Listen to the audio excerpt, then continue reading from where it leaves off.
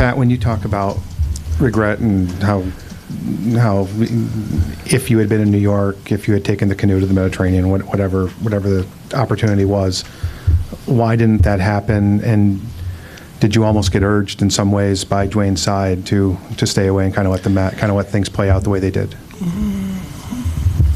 We've always operated on the premise of a single voice, not mine, but Mickey, myself, Nick, Andy, Eric, Eric Woolworth, Mike McCullough. I mean, one single voice. I mean, there's two entities here. When it comes to basketball operations, we've always talked about the one voice, which is a philosophy and a plan, and moving on down the line that we all that's what we are and that's what we believe in. And so there was one voice in this negotiation. There are some times that Andy, handles an agent and a player, and Andy complete the deal. There are times that I've done most of them, and you complete the deal. There are times when you have a long-standing relationship with a player, like Dwyane or Udonis, or even at the time I remember with Alonzo, that sometimes the owner gets involved in it. But we all speak with one voice. We all know what we want to do and what we want to accomplish. And so, the thing that happens during the course of negotiations, over the course of 7 or 8 days, has to do a lot with your thought process as to what the conditions were prior to that. And the conditions prior to that over the last year or two have always sort of pointed in the direction that, we as an organization didn't do enough, for Dwyane. And I've always been one who was always reaching to get him another guy, especially after LJ left, and trying to find a way to get him another guy to help him not only win, but to help him win in a way that he would be very proud when he moved on out and retired.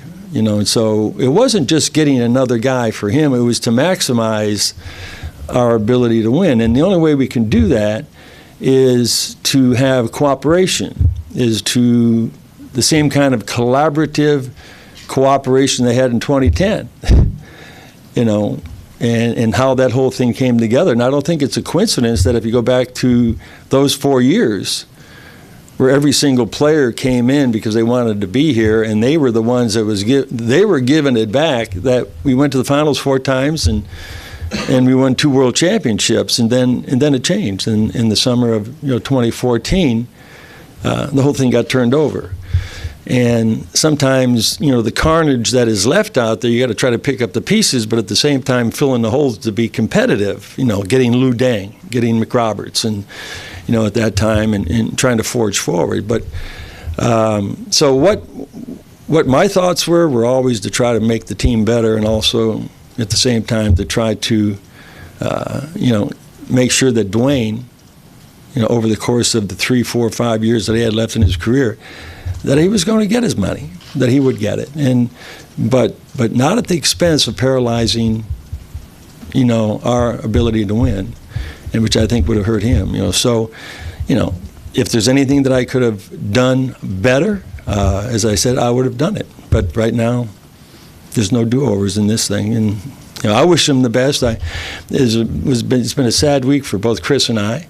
We love him dearly, and Gabby and the family, and just there's nothing you can say about it. I've always said that one of the only things you can count on in life that's permanent, it's one of my favorite sayings, is change.